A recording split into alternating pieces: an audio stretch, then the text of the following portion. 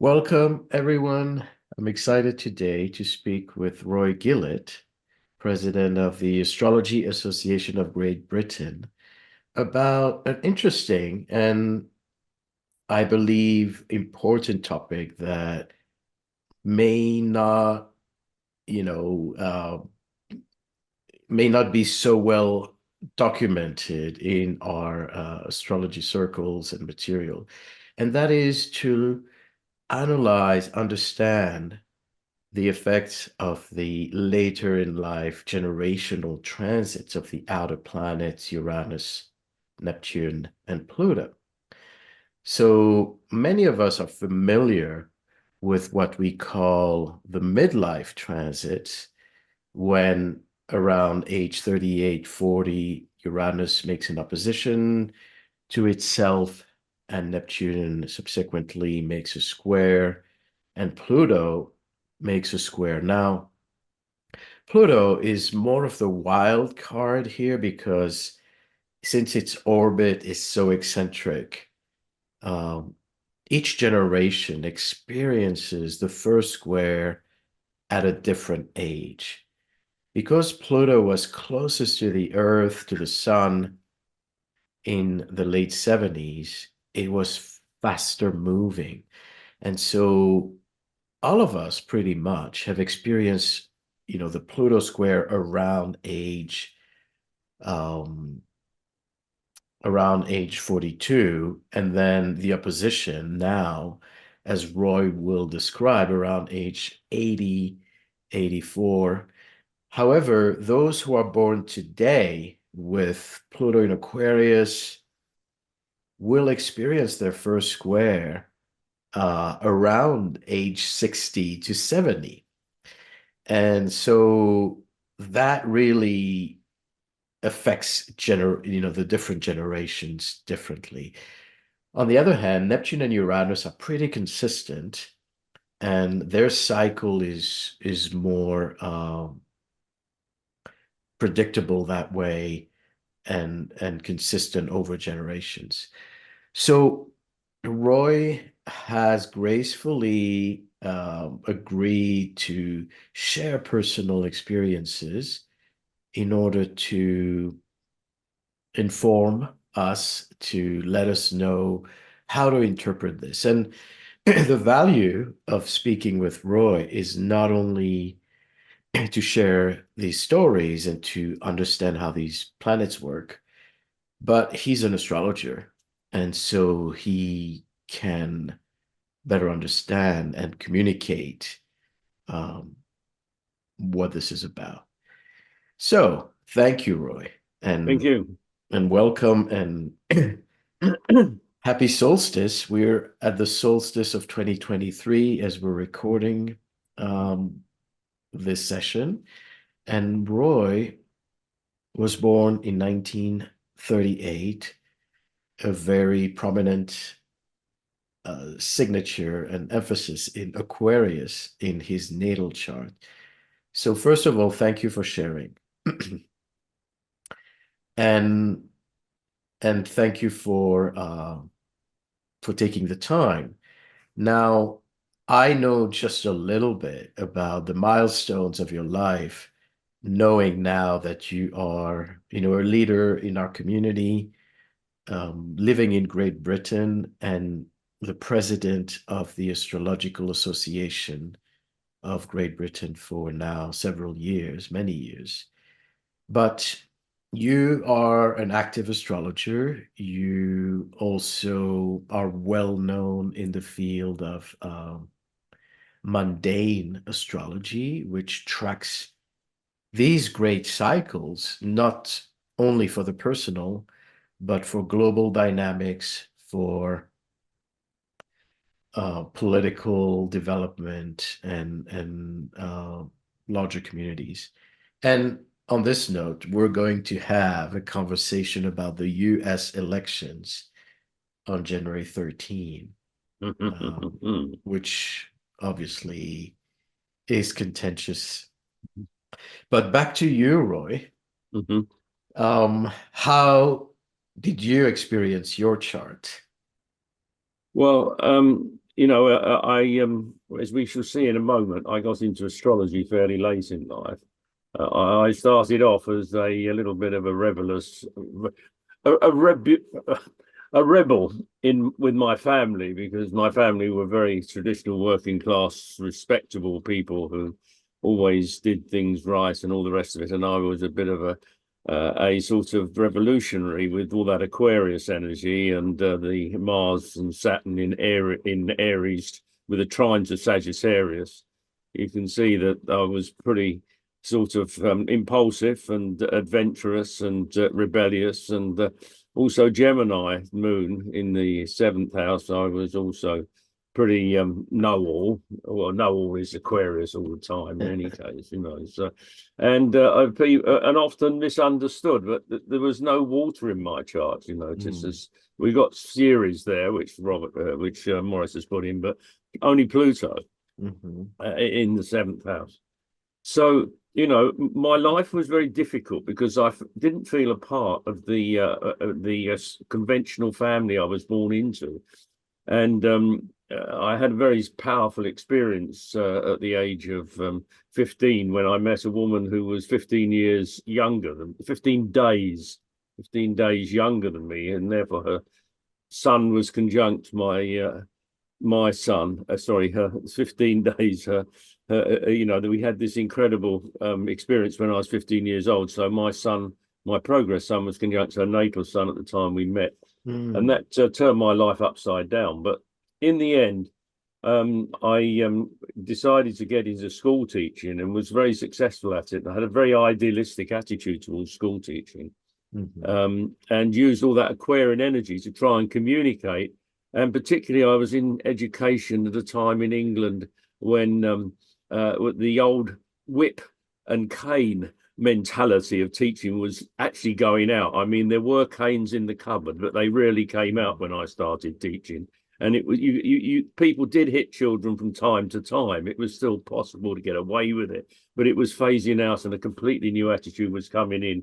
And I was very much identified in the 70s with got quite high up, having a really senior role in teaching as a housemaster in a large high school, caring for the pastoral care of 250 kids between the ages of 14 and 18, and trying to bring in a new liberal community service ideal, all that stuff you can see in my chart, trying to pour all that into the educational system at a time when the system was falling apart and nobody knew what was coming next. And I was just one of the people putting forward ideas and trying to get people to join with me. And this all built up to the mid-70s. And I was trying to express my chart as a respectable member of society, transforming society. I'm just going to say one more thing before I stop, because that will lead us into the first event I think you're going to want to talk about. And that is that also at the same time, I got married and had a lot of children. And in the middle of all this process, but particularly as a result of falling in love at such a young age. And then Uranus-Pluto conjunct in my midheaven in the late 60s. And Neptune came on my ascendant. And that, at the time when I was a very successful school teacher, was with all that Gemini stuff, the Gemini moon was a kind of schizophrenic tension point where I was trying to do something wonderful for the future, look after my family, and sort of also serve the conventions that were still trying to hold themselves together at the time. So that's the background to the Uranus return, I think, which is the first one you wanted to talk about, was it? Well, let me just backtrack a little bit. Okay.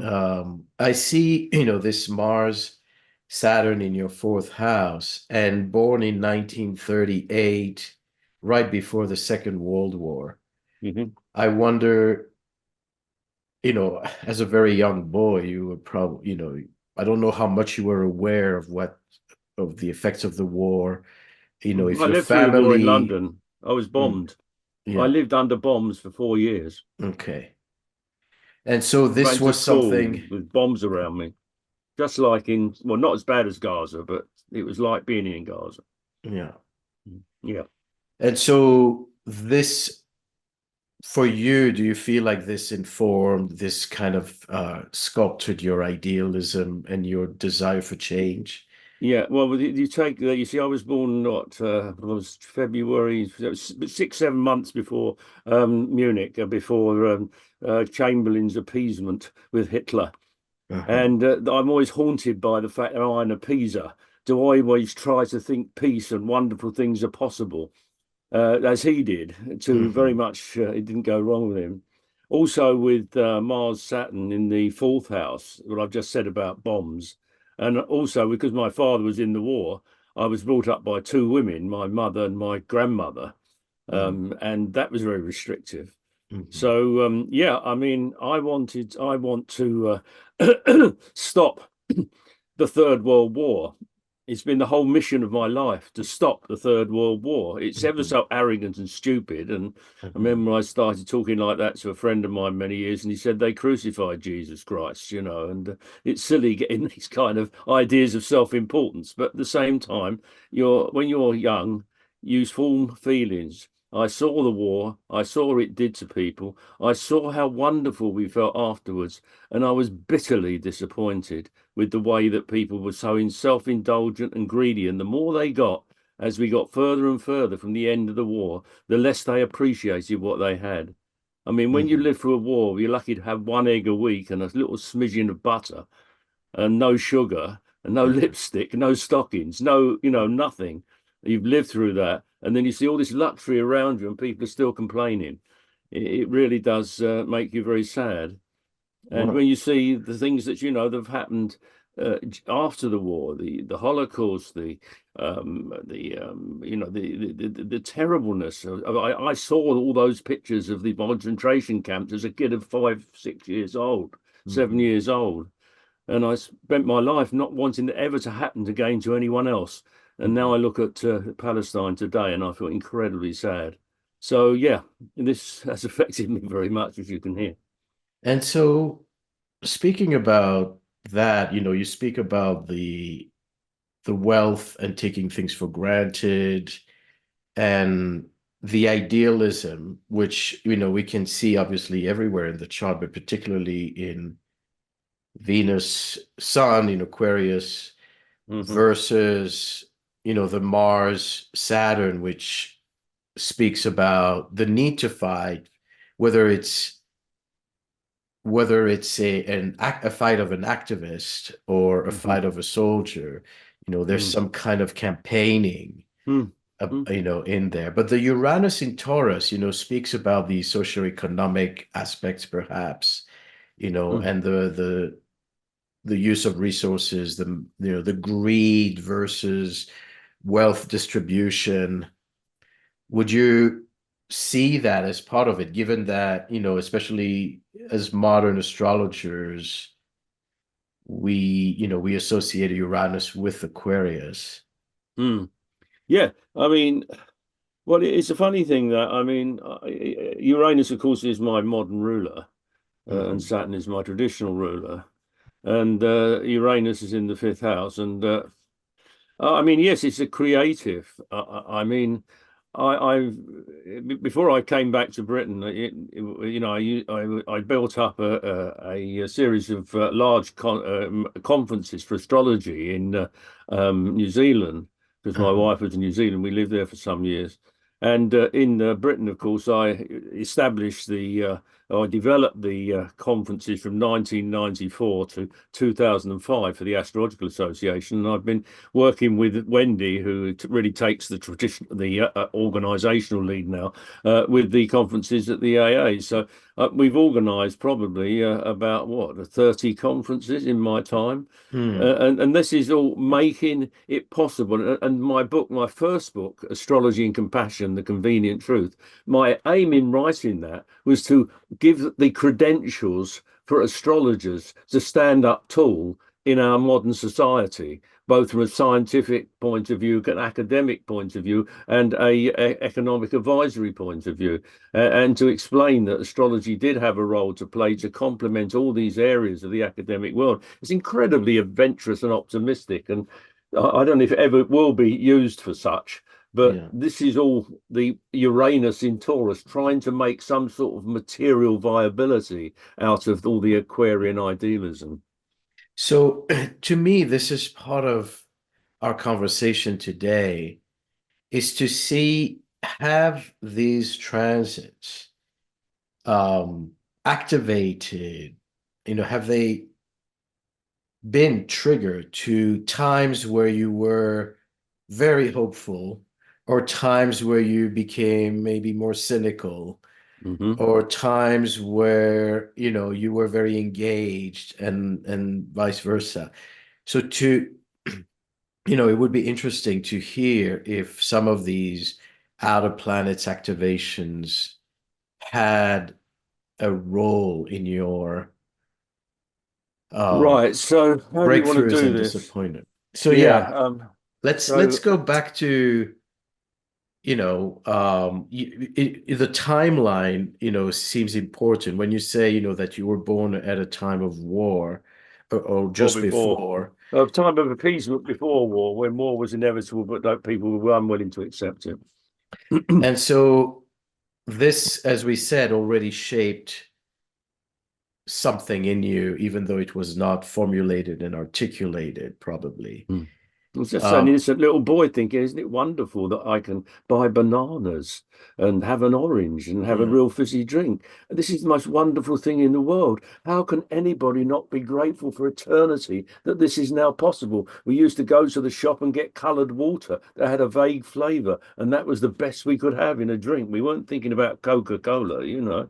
It mm. was a big shock to a big, wonderful change to when peace came and everybody was happy, and we didn't have to have little lights that you couldn't see through at night time. I can keep on going on a lot about the war, but Yeah, so yeah. but to Mm. me, that is very much in the Uranus in Taurus, those Yeah, small, yeah. food scarcity versus food availability, and how those little material things or physical things and pleasures were not taken for granted.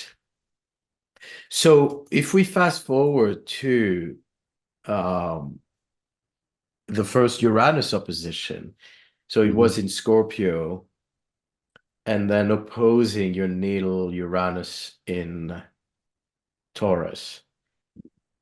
Yep. How did was there any trigger Well, hence my of these issues? introduction, what I said before we got started, when you took me into a deeper explanation of my chart. I it is important always to say that these events, these particular events, are always in the context of other events. And I was born destined to have a particularly dramatic life. Because of my arrogant rebelliousness, I always thought I knew better. So when I Mhm. fell in love at the age of 15, I was determined to get married. I didn't until I was 22, but my focus in and out of the Air Force, which I was in for national service for 2 years, was in the end to want to do that. And then I had lots of children and thought I knew what I was doing. I was holding it together. I've got a lot of energy, you know. So when Uranus and Pluto conjuncted my midheaven in the late 60s, and then Neptune came onto my ascendant, everything fell apart. I was a success. I'd gone from insurance clerk to a teacher in the early 60s. I was then quite a very increasingly successful teacher. And yet I was going through a crisis in my family life. Mm. So I got into astrology as an amateur person, thinking it was a lot of nonsense, and then looking at my chart, and then looking at a couple of concepts and realizing that those concepts understood me better than anything I'd heard. And I'd by that time got a degree in education, and I'd studied the philosophy of education, the psychology of education, the sociology of education. Three phrases of astrological interpretation described my life and my personality far better than all I'd learned in 4 years of degree study. Mhm. It was really quite remarkable. It I was suddenly in 1972, 73 teaching and taking this high responsibility as a school teacher and becoming an astrologer at the same time and trying to reconcile the contradictions. So as we build up to the Uranus return, is it? Which was the first one we're Opposition. looking at? The The Uranus. opposition. Oh, yeah, sorry, Uranus. The Uranus opposition. That those years were the last years of my school teaching. Well, I don't know what. Have you got an actual chart for the Yeah, one of the moments? You have show that let me bring it up. Um, because it's interesting to see exactly what date that is. But I will tell you what happened, um, which is very exciting, particularly bearing in mind where we are today. let me. I think I mentioned that. Yeah, so here's the chart of the first exact hit, but it was moving in from 1975 onwards. Now, in 1971, I was appointed housemaster with a sort of second as deputy head type position. And I carried on like that right the way through. In 75, it became more and more difficult to reconcile the conventional way of teaching with the alternative way I was trying to encourage the school to develop. And I was increasingly getting more and more interested into astrology. So it was in April 1976, I gave in my notice and decided to explore a life based on astrology. Although I didn't really know where it was going to go and what it was going to lead. I just put myself on exposed myself to a summer of uncertainty, which Mm, ended up with the decision to leave Britain at the time I felt for good and start traveling around the world to discover astrology. And so when we come to this December hit, that is what date in December is that? The first. first, yeah. Yeah, I was at the pyramids in Egypt, and it ended up with my wife and I spending a night on top of the pyramids. And I we spent some time prior to that in a beach area in Crete, and where I devised the idea of putting together an astrological diary, which had every event that I thought was critical for the next 3 months. And then each day I'd add a bit on what happened. So I learned astrology by looking at the transits as I went through, and we'd always aim to be somewhere special at every quarter day. And so I became a researching astrologer, traveling around the world. And the aim was to not leave the surface of the planet, but somehow get from England to New Zealand. And this started the process. We left England in October 1976. We were at the Mm, pyramids in Egypt in December. We traveled through places like the Sudan, uh, um, Jordan, Israel, West Bank, Israel, Syria, Turkey, all the way across through the northern route of Afghanistan. I mentioned these places because look at where the world is today. You couldn't do what I did then, now. Through India and Southeast Asia and around Australia to New Zealand, it took 2 years. And this whole process started when Uranus opposed. And it was building. I mean, we've got to New Zealand at the end of 1978, mhm. and you may want to consider another event from that point. I mean, in 1978, I took refuge in Tibetan Buddhism in a Mm. place in Queensland, Australia. And the Neptune opposition, which I think is what we're going to look at next, it was very relevant to that. But you might want to talk some more about the Uranus opposition first. Yeah. Um, it's obviously fascinating. It's almost, Very it's Uranian. it's such a cookbook, in a way, classic expression of wanting the new and being disillusioned with the past and Mm, carving a new future. mm, And so I think many people, if we look at it, globally and feel the feed from what you're sharing, this is a time around the turning of the age 40 where we look back at our lives and we mm, look back at our professional development, social life, relationships, and see if we are indeed on track.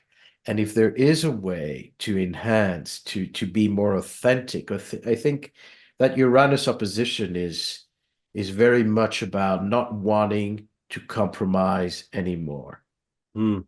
You Yeah, know, you're and right. I mean, and I want to make a word for everybody because not everybody's going to do what I did. I mean, I think the extremity of I've given up that I'm going to do something different. The world is in a mess. It's not listening to me. I've got to do something different. I'll put myself on the world. Will the world look after me? Will I be able with you only had $1,500 at that point we started. We had to borrow a bit of money when we got halfway around, but essentially we did the whole journey on about $3,000 to $4,000, and that's 2 years of living. So we earned a bit of money on the way as well. But like the bottom line is, I put myself on the block because of this, if you like, the nature of my chart and the extreme, in a way, misleading way that I felt I'd led my life or I'd understood or served the world up to that point, and therefore it needed to be a dramatic change. But mhm. then there's someone I'm thinking of now who's very close to me, who's now going through this 40-year period, and they've got a lovely family and they've got two children and they've got a good job and they've got a lovely house, and they're going through it in a very positive and comfortable way because they've organized their lives much more mindfully Mhm. in the years leading up to it. So I think it's very important. Anybody's trying to learn from this, it doesn't have to be a dramatic thing that I've just told you. It can be something very nice. And it all turns a bit like the Saturn transits. It all turns around how you behaved in the Yeah, previous stage of the cycle. absolutely. But I will say for you, it sounds like it was a positive change, even though it was radical. Mm, And I can reflect also, sharing my experience that this is my Uranus opposition was when mm. I became president of OPA. And, Yeah. it happened in my 10th house. And so Mm, it was a big change. It was mm, an important upgrade. mm, mm. But that feeling of authenticity and not wanting to compromise, whether it's done gracefully or whether it's done through radical change, I think is is a feeling that many share during Mm. that time. Is it in many ways? I always feel when you're looking at these cycles that it's like I always think use the moon as my guide on in everything that I'm talking about. Whatever planet I'm talking about, it's the cycle of the moon is the cycle of that planet in the sense that as it moves from being at the beginning to the opposition, Hmm. it's waxing. And Hmm. as it comes back from the opposition to the conjunction, it's waning. And that means that you're growing in understanding of the nature of that planet, in this case Uranus, up to the opposition. You're then suffering the consequences of any misunderstanding, and then you're consolidating the learning you have, so you become more and more ready to make a new beginning if you live that long. And it applies to all planets. It applies to the sun. It applies to the moon. It applies to progressions and transits. It applies to Venus, Mars, and everything. But particularly with the outers as well, it's like that. Absolutely. Good reminder. Thank you. And so indeed, in late 79, December 79, the Neptune square was exact. Hmm. So your Neptune is natally at 20 Virgo in the ninth house, which has to do with spiritual development. Hmm. And it's very interesting, when I look at your chart, looking at all the Aquarian in the third house and the Gemini, which tends to be more of the scientist and researcher, and it's high-minded, but it's more on the academic side, whereas the Neptune in the ninth speaks of the more abstract meaning, looking for higher meaning Mm. in a spiritual way. So your chart really captures that interplay between the science, the technology, and the spiritual. That's why I take a serious view of a role in society, which is trying to convince people there's a validity in a system of knowledge that they don't really understand. So I'm Mhm. trying to defend the indefensible in the mind of Jeffrey Dean, for example, Yeah. and I think succeeding incredibly well in spite of everything he tries to do to stop me. But you know, it's very interesting that I always say with my chart, if you look at the whole that Aquarian energy and the Gemini and the trines and the optimism and the confidence of the Sagittarius rising and the impulsiveness of all that Aries energy, the Mars and Saturn, but then the moon is squared to Neptune. Mhm. Does anybody really understand? They're totally convinced with what I'm saying to them. Do they understand? Do they Yeah. take the consequences of what I'm trying to tell them? Will it be understood at any stage after my death? Maybe my books will be read more. It's that kind of constant frustration that Neptune talks about. Will the world understand the deep understanding that I feel I have of the world and what it needs? That is the Neptune being squared by the moon, particularly. So a feeling of not always being heard on time. No. Yeah. Yeah, you look at the books I've written. A lot of work's gone into them, And I Yeah. mean, I know there's too many astrologers writing too many books. I realise all that, and I'm just one of them, I suppose. But like the bottom line is that there is some pretty profound stuff there. I Absolutely. wrote a book called "Reversing the Race to Global Destruction." It's the least read book that I've written, and yet it has a fundamental answer to the problem of Palestine that was written 10, was it, how many years ago was it? 5, 10 years ago I wrote that. And we wouldn't have gone through any of the suffering if a million people had read that book 10 years ago and been taken in by it or taken along it might have helped a lot. I mean, but that's the nature, that's my life, that's my experience, and that's my egocentric delusion as well, because who am I and what do I count? Well, I think, it gets into another debate whether, knowing ahead of time Is any helps help? us helps Yeah, us, yeah, I make know. better decisions. Yeah, I know. So, but going back to your own experiences, this is Mm. when you you were living in Australia and I mean, I took uh refuge. you took I refuge took in refuge in May Buddhism. 1978. Uh-huh. We then travelled a bit more around Australia and came back to New Zealand. We then travelled all the way around New Zealand, finding out about this country I was going to live in. And so by the time we got to the end of 1979, I was in a retreat north of Auckland, a Buddhist retreat, and I decided to take on the organisation of two major visits by Tibetan lamas to New Zealand. And I'd already taken refuge in Buddhism the year before.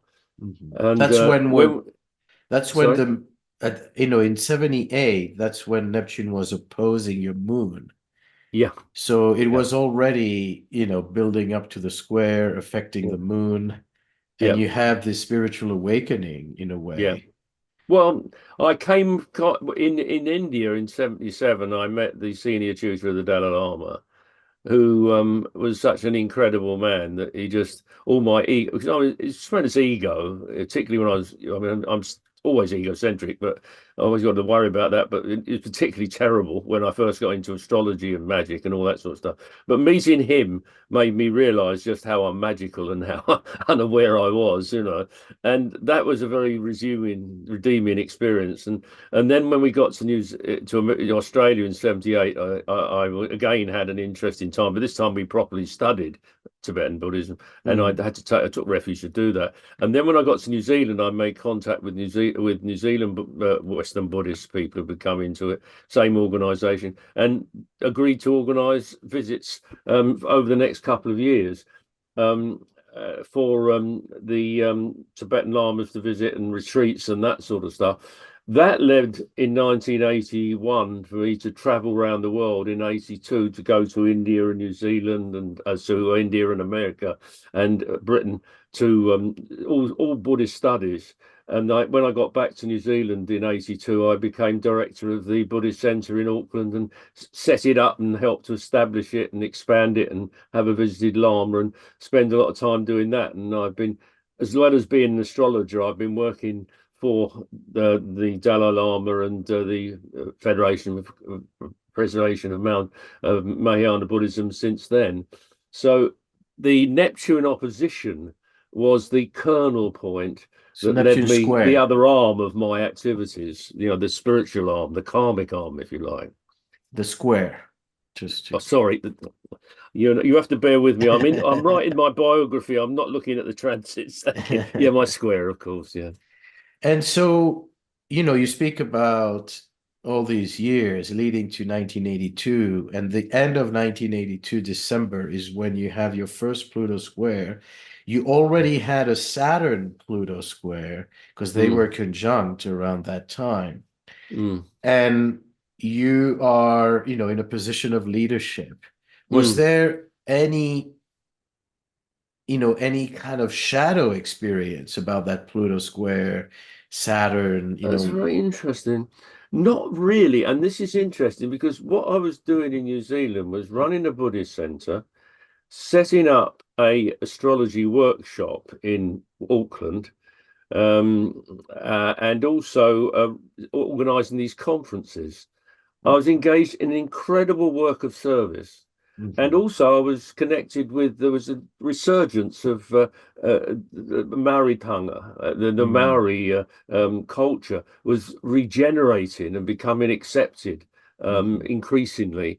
And a lot of Pākehā white people were connected with going to the mount to Marais and spending time with the Maori people and that sort of stuff, and really supporting it. And all these four threads, if you like, it was all service. This country, my wife's country, that I was trying to help, and bring things to. So it would never seem dark. It was mm, always difficult, it's always hard work, but it was incredibly rewarding. And I think that's another good point, that Pluto transits, if you really work positively with them, can mm, change the world, can uh-huh. transform. They don't have to be dark. They Yeah. don't have to be terrible. No, That's what absolutely. I found all the same in those years. Beautiful. And you also had a Uranus, we notice on your North Node and on your ascendant during those Mm, years, which definitely helped with the vision and motivation and community mm. work. Um, how long did you stay in New Zealand? Till 1985. My 1985. father died earlier in the year in England, and I felt I had to get back to care for my mother. At the same time, a friend of mine offered to distribute my these. I developed an astrological diary system. That was another thing I did in the middle of that in the New Zealand. It started off as a three. Well, it started off in Australia, actually. I did a 2 month in Australia, which led to me doing an all-night radio broadcast in Sydney for ABC. But then I came to New Zealand and made it more regular, a 3 monthly. And then after a couple of years, I made it into an annual diary and Mhm. brought that out until 1985. So, in fact, longer than that, till the 1990, I think. But like the bottom line was that what you were asking me, I got slightly distracted into that. Yeah. Returning to How long England. did I return? So my friend agreed to publish that in Britain, and so there were two reasons for coming. One was business practical, and I hadn't thought I ever would return to Britain to live in Britain. When I left in 1976, I never thought I'd come back, but nine Mm. years later I did, Uh-huh. and had to re-establish myself in Britain. And that was interesting because this publication of my book and the diary and things was with Jupiter in the second house in Aquarius transit, but Saturn on the ascendant. Yeah, And there was Saturn. all sorts of problems and issues that happened for the first few years of my return to England and before I established myself. Hmm. Okay. And yeah, the Saturn was on your ascendant, and Pluto was probably getting to oppose your Pluto was Uranus. going through the 12th house. Yeah. It didn't come onto the ascendant until I became president of the association, which is another story. That was So, some years later. Yeah.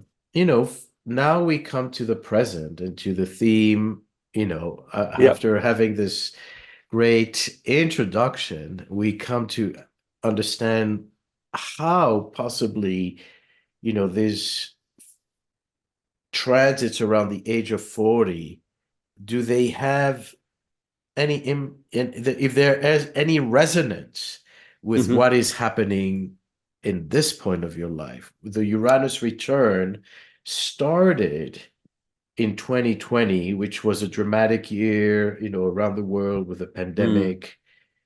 Um, how did you experience that? It was Okay, around this is July. very interesting, of course, because the Uranus opposition, the Uranus can, sorry, the Uranus Return. opposition Yeah.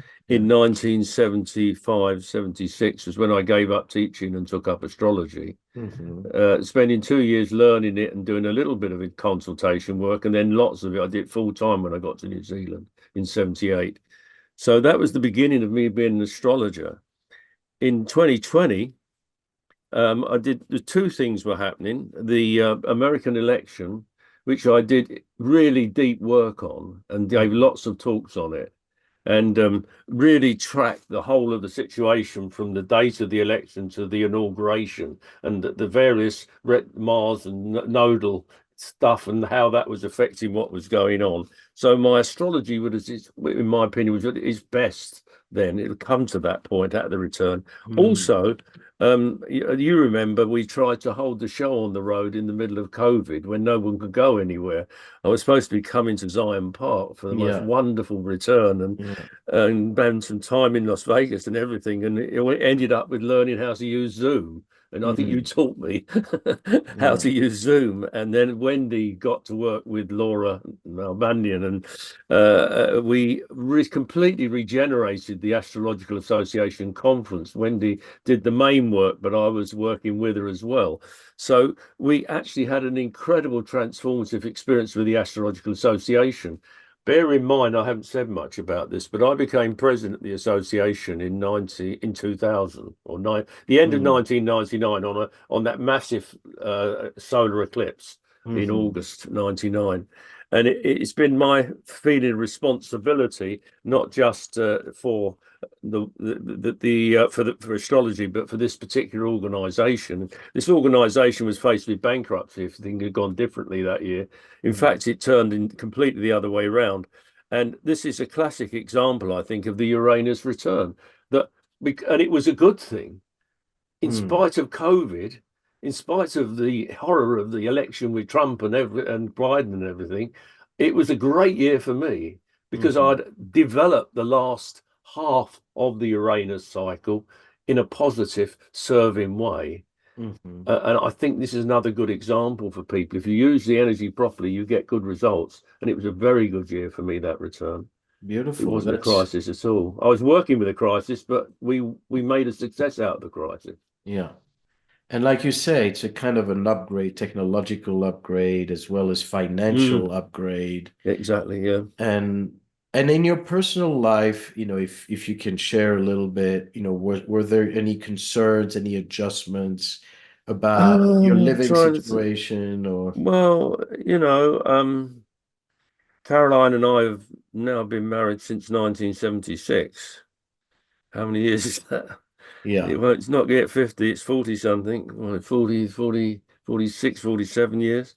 So And 76 is when that Uranus opposition occurred. yeah, exactly. Yeah, I got married as well. I forgot to tell Right. you that. Yeah, that's another. It is rather silly of me, but like, so we have this. For many years, we were sort of like working partners intensively.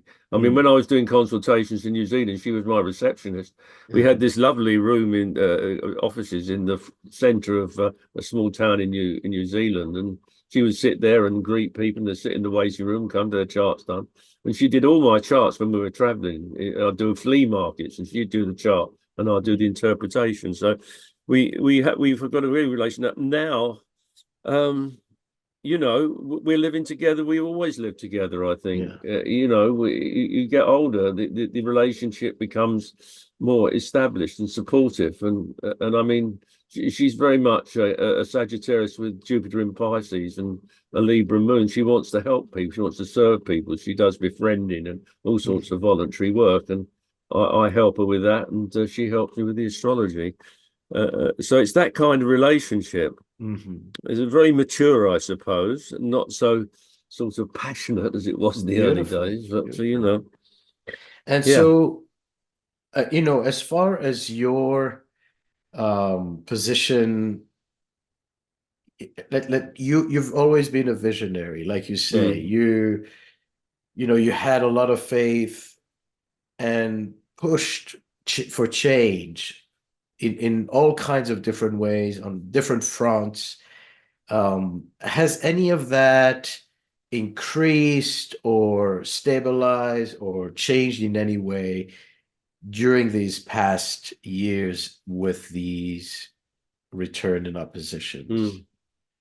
Um, you know, I worked on a biography, and I didn't really want to talk about what happened after 2000 because all I've been doing since then is serving astrology, serving Buddhism, and writing and trying to serve society by communicating insights and leaving some sort of legacy. I mean, this is the thing about getting to my age. You know, it may be that, you know, we're all very finite beings, and how important we will be after the end of our lives is I don't know, you know, very problematic, but or very uncertain. But the bottom line is, whatever I've done that I think is valuable, I want people to have. So I've tried to make sure that everything the AA has ever done through its history from 1958 is available online in either its recordings or PDF files. That we have this, and also its library and everything. This is what I've done with the association. It's been my priority to preserve all Mm, it's done, and with my own life to preserve what my best ideas are, and that's what's the basis of behind my books. Feeling probably that if I have got any future understanding that is the world's not yet ready to understand, it might be handy sometime in the future for people to have a look at it and learn something. And that's really comes to this Neptune opposition thing, because mhm, this very much, I think, you know, many people don't live as long as I've been fortunate enough to live. mhm, And when they do get to that age, the Neptune opposition becomes really dementia. It's uh-huh, just vague, uncertain uh-huh, confusion, not remembering.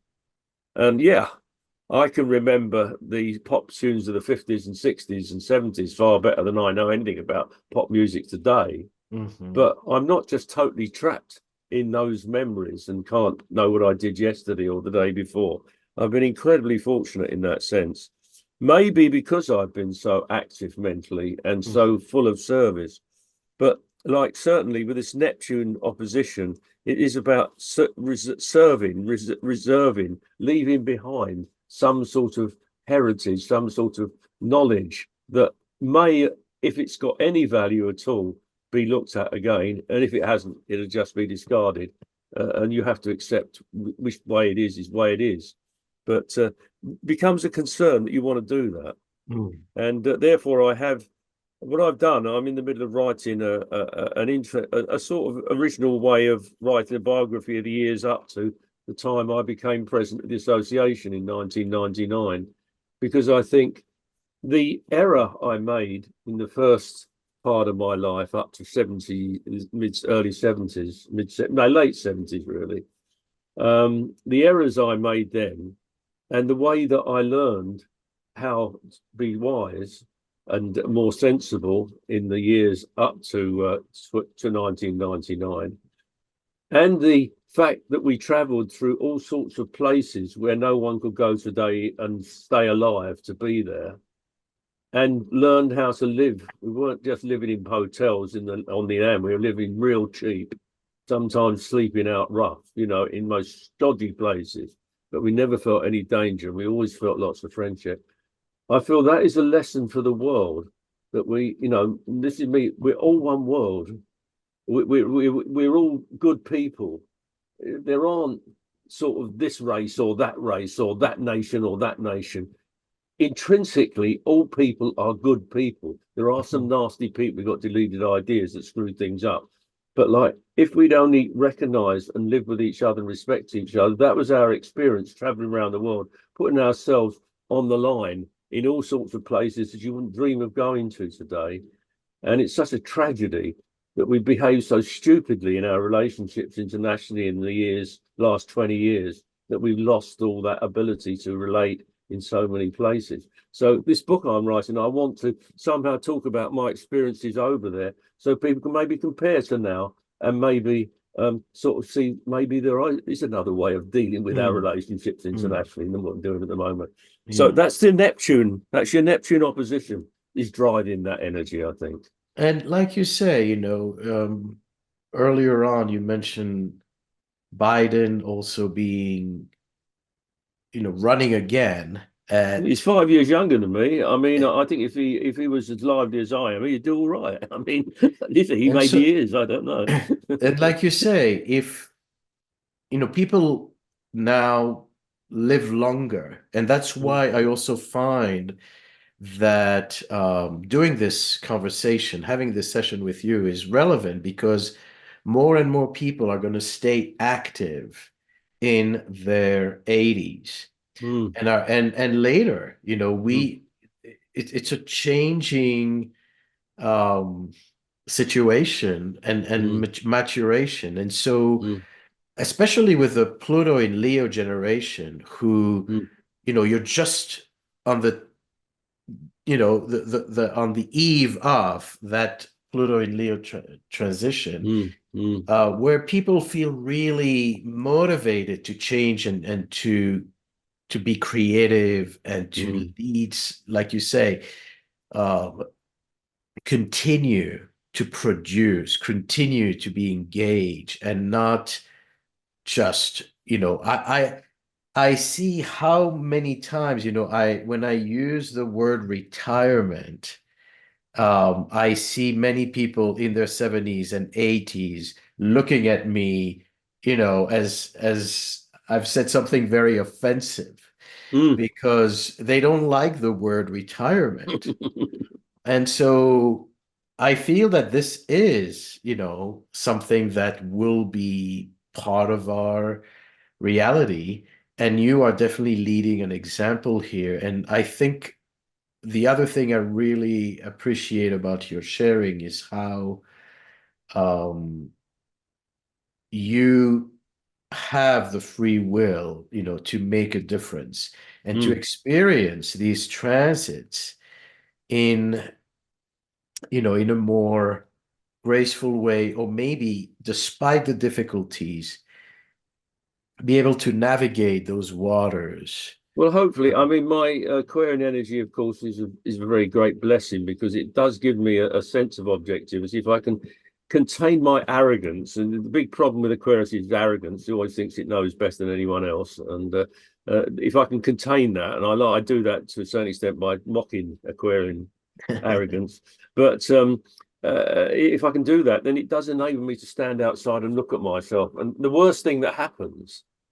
well, it's happening to that person over there. I mean, I don't talk too much about my early life, but my up to the time of the separation of my first marriage, my heart was totally broken on many occasions. It's unbelievable the pain and suffering I went through, Hmm. and and in order to discover myself. And although I'm on the edge of pain when I'm disappointed at times now, I can always handle it. Mhm. I think I can. Maybe I won't do tomorrow, but that's what it seems like. And I think this is quite early. There's a difference between indifference and being and handling the disappointments, the frustrations, the pain, the rejection in your life. Mm. You can be totally sort of unfeeling and arrogant and sort of like that, or you can actually know what it feels like, but also know not to be overwhelmed by it Yeah. because you've mastered it. Mhm. And of course, this is a very important thing to be able to do as you get older. And I'm looking at the fact that we've still got to do the Pluto opposition, haven't we? I just and want, young, and to touch on a question referring back to the initial Neptune square in the early 80s. hmm What is there now, in these past couple of years, 2020 to 2022, was there any spiritual realization, anything about your life, following the Buddhist tradition, or just, facing, like you say, Neptune has to do with the infinite, and then being in a body, the finite nature of that. Mm. Is there any kind of spiritual clarity or realization during this transit about life? Well, in a way, I've said it, and I said how I want to, how I see what leaving behind, Yeah. what I've learned and what I've understood. I'm just remembering that earlier this year, the leader of our the inspiration, the spiritual director of our organisation, Lama Zopa Rinpoche, died. Um, and But that was after the Neptune opposition had completed. It was about a year afterwards. Uh-huh. Again, when the two people founded the organisation, and Lama Yeshe was so loved, such an unremarkable person, so but able to make friends with everyone and to be the person who would be the one who cared for the one that everybody tried to avoid because they were too unpleasant, who turned the unpleasant into beauty. He died at the age of 49 in Mm, 1983 and 85 rather. And you know, because one had learned about Dharma, because one had learned about attachment, one was sorry to see him go, but knew he would never leave you. yeah. In a way, as you get older, everybody's dying all around them. You look at the number of people who are dying recently. These are the people I learned from. Alan Oken, I learned from his books. My best friend who made me put me through second adolescence and regenerated my ability to love and make love. All these people die. And you're left on your own, but they never die. Yeah. And that is a Neptune, a Yeah. recognition that however, Absolutely. if I'm standing on the earth on my own and everyone I've ever had any important relationship with is gone, they will always be with me. This is not a schmaltzy sentimental thing. It's just a fact of life that they are a part of you. And Hmm. I think this is really important. And in a way, that is really, if you like, the essence of Buddhism, that there's only one mind. We're Hmm. all of the one mind. We're all a part of that mind. And therefore, the more parts of that mind we know, well, it's all the same mind, but we just approach it in different ways. And the more we feel that unity of mind with everyone, the more we feel at one. We can't die, we can't live. We just are. Yeah. I don't know Yeah. how to explain it, but there's all your Neptune stuff. Absolutely. No, Yeah. that adds to what you were saying. Beautiful. And Mm. indeed, we're coming to the Pluto square, or Pluto opposition, Yeah. which, in December 2023, like you say, early January 2024 is going to be the very last Mm. stretch. Well, it goes And out of orb on the 4th of January next year, I think. It's about to finish. mhm, It came in the first quarter of 22. And of course, it's all about continuation. Um, I mean, to what extent, how much longer do I stay president of the Astrological Association, for example? mhm, Now, what we've done, and it's always been that really, I think if you look at it from talking from the Astrological Association first, and I'll talk about it from maybe personal stuff too. But like the Astrological Association, I think Wendy was the youngest person on the board, and she was born in 1969. This autumn, with the conference this year, our AGM, we brought in 5 new board members, the youngest of which is in her 20s. Now, this is something that's happening in ISAR, I know as well, and it's happening all over the place. The new generation of astrologers is coming in. yeah, And so where do I stand in terms of this new generation of astrologers? This is yeah, something that is not yet sorted. We're in the middle of working on it. But the important thing is, how do you hand on that tradition? This is a part of the Pluto opposition, I think. mm, Bear in mind also, as you said at the beginning, that not everyone's going to have a Pluto opposition. mhm, This generation, I did have the figures. I haven't got them in my mind at the moment. Anyone can check it up. There's a certain age group that have Pluto oppositions, and that phases out. I think yeah, with the people who are born now will not have a Pluto opposition. no, unless they And live 200 years. 200 years. Yeah. But so, we're a special time in history and we're a special people in history and we're Absolutely. about to destroy the world. are we?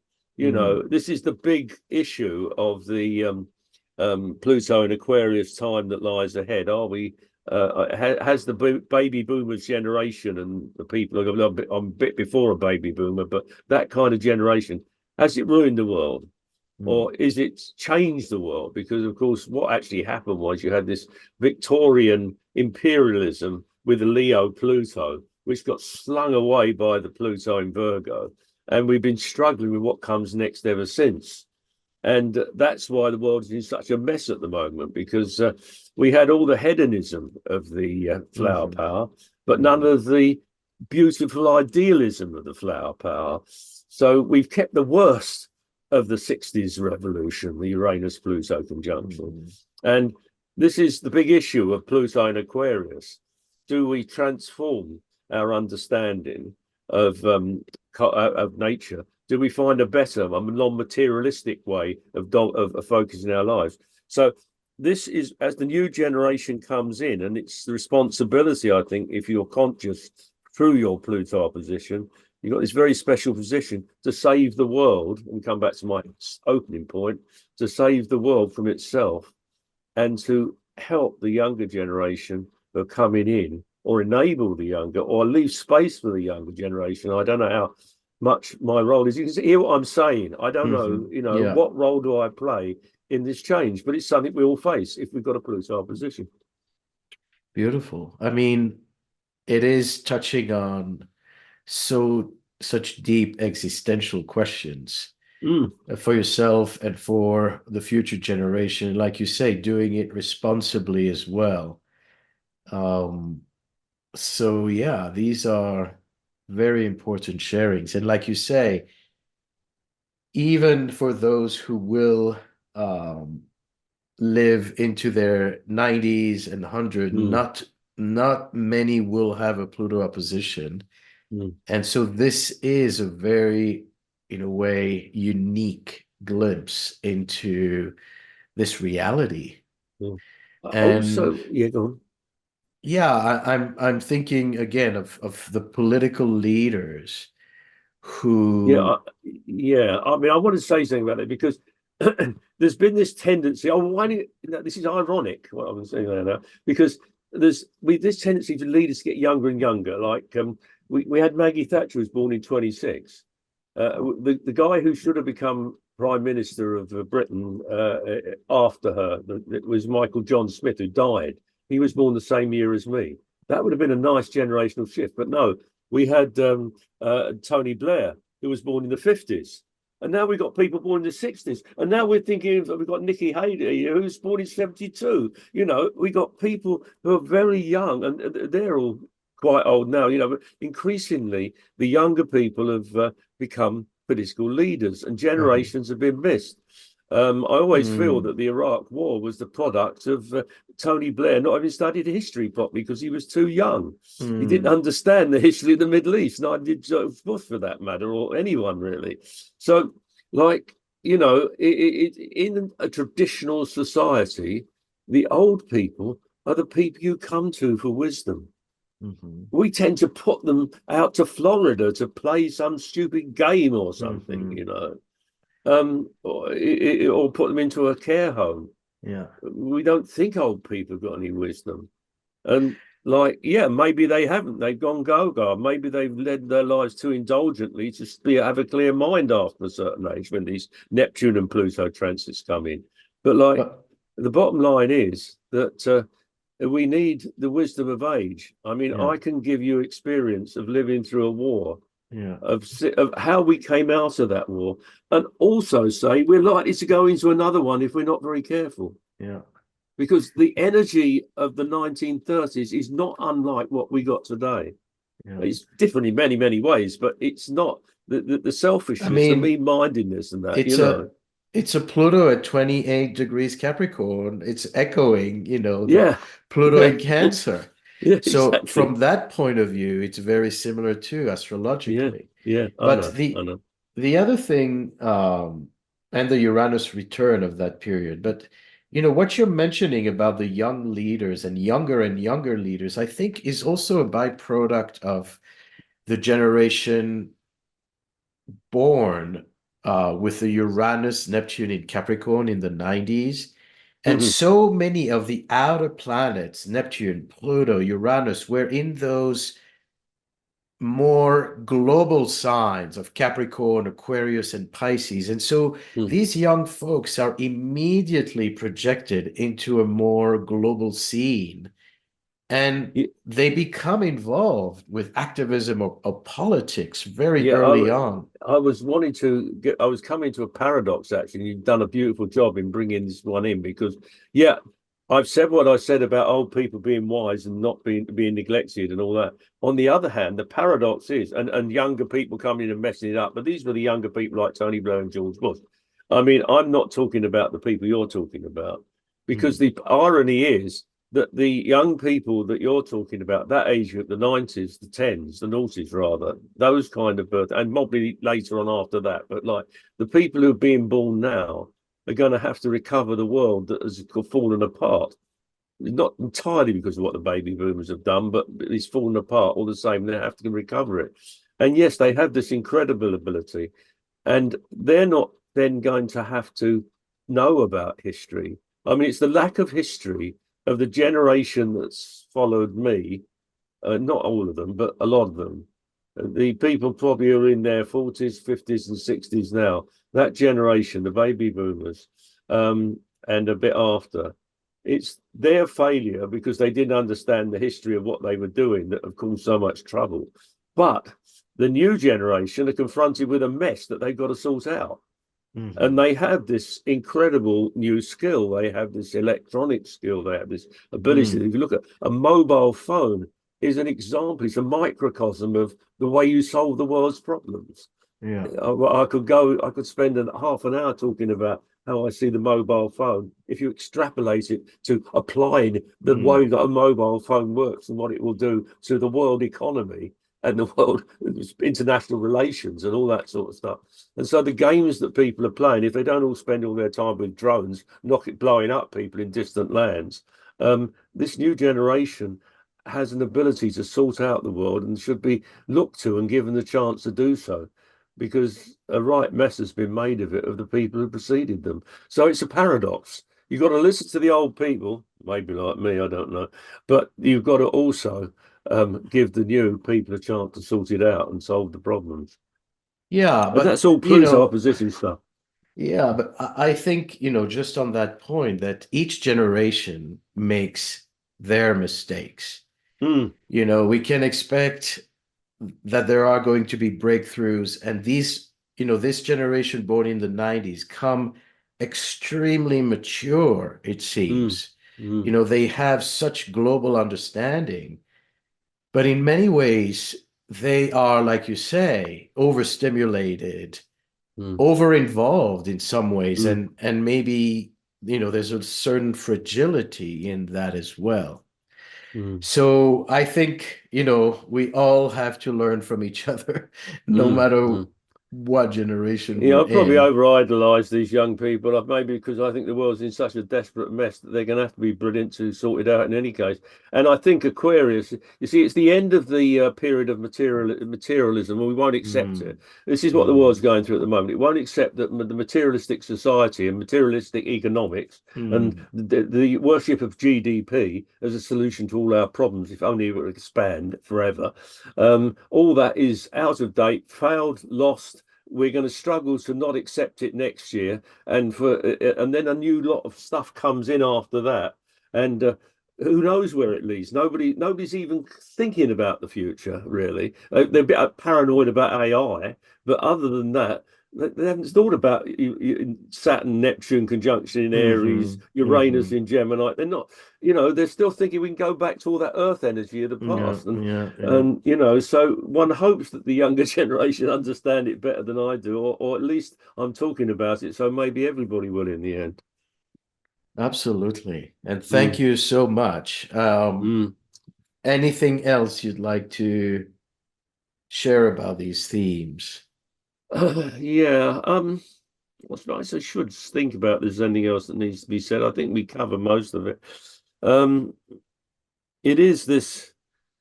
Um, I think it's very interesting that at the moment as I sit here, I feel full of energy and in mental strength, Yeah. And it's interesting to see when you go through such a thing like a Pluto opposition, exactly what you're going to do with all that strength going forward. Uh-huh. I mean, often people between the age of 80 and 90 go from being pretty lively and excited to being gaga and Uh-huh. useless. But Uh-huh. I don't know if that's going to happen to me.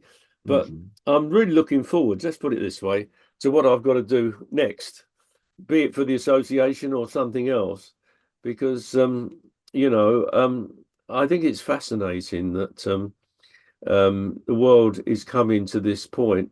It's like we're living at the end. I think you've heard me say this before. The end of the age of Earth, a Uh-huh. 200 to 300 year period. It built up in the first in the 18th century, and then it Uh-huh. really got crazy in the 19th and 20th. It comes the end of an Earth time.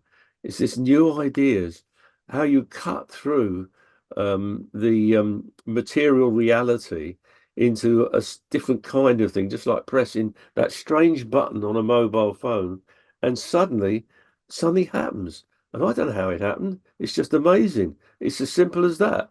And we're going to find all sorts of new techniques like that. So I'd like to live through that and find out what's going to happen for a few years. So Well, hopefully beautiful. I will. I believe you will because Yeah. like, your level of clarity and contribution Mm, and your stamina. I mean, you came to visit me a year and a half ago, and mm, I had to run after you, mm. chasing those red rocks. And Yeah. so I'm not too worried about that. Mm, However, I will also say from your chart point of view, given that strong Mars in Aries, we mm, really see that gives you the vitality, and that mm, gives you, resilience and mm, strength mm, with the Saturn. People would look at a Mars Saturn and think of the malefic aspect of them mm, together. But mm, in reality, yeah, there was an experience of war in your childhood. But, mm, if we look at it now, we see mm, how potent and vital and mm. resilient and Yeah, active the that. Mars is moving on from the Saturn. This is the advantage. If it was the other way around, if Saturn was in seven and Mars was in two, I think it would be much more difficult. So Mm, I'm trying to make breakthroughs in the midst of all sorts of obstacles. So mhm, I'm trying to get astrology understood by a in an intellectual academic community that is determined to misrepresent it. mhm, Determined. I mean, if you come across Understanding Astrology, this latest effort by Dean and his mates to put a whole bunch of nonsense together and pretend it's astrology research and downplay it, and astrology just cannot be so. So you're constantly struggling with that kind of, and the comedians in Britain are like a cabal of people around Brian Cox, the professor, not the actor, sort of trying to take the mickey out of astrology when they feel like it. That's a lot of nonsense. So that's the Mars Saturn. You're trying to break that one as well as the Moon Neptune. But we're coming mhm. back to the beginning of this conversation now. I shouldn't really give you Yeah, my yeah, little yeah. things. Yeah. Okay. Beautiful. And thank you so much, Roy. Thank you. We'll be in touch, Mm, and mm. very soon we're meeting for an election panel. So thank you so much, Roy, and the very best to you. We'll keep hearing your analysis. And now I hear that you have a biography coming. So I'm looking up for Yeah, that. yeah. Well, that would probably wait until the for a little while. I've got Pluto doing some interesting stuff, so I might go through a certain number of stages first. But yeah, Well, you're but going to have Pluto in Aquarius on all your planets for the next 20 years. I know it's not my. It's my. It starts off on my Mercury. Yeah. So I think probably the biography will be out once Pluto separates from my Mercury, something like that. But I've Mhm. got the proofreader, but he's very early stage, so there'll be a lot of improvements to go before it's ready yet. But in the meantime, you can read Working with the Planets and my other books, and this Reversing the Race to Global Destruction that no one reads for some Mm. reason. Well, I thought it's the most challenging title, and it's got a quote from Confucius on the front page. Anyone who's interested in me or what I've got to say, have a look at that. You might find it interesting. Here they are. I'm displaying the books, and Thank you. they're easy to find. Yeah. Thank you so much, Roy. All the All the best, best. and thanks Thank you, to Maurice. blessings to Caroline as well. Yeah. Until Okay. next time.